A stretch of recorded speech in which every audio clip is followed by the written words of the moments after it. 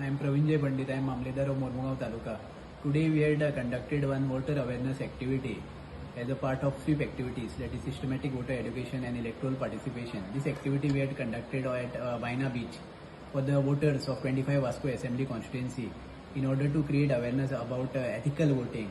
And we have made an appeal to all the electors of 25 Vasco Assembly Constituency, also the electors of the entire state of Goa, to exercise their right to franchise and vote for the upcoming Lok Sabha election 2024, which is scheduled in the state of Goa on 7th May 2024.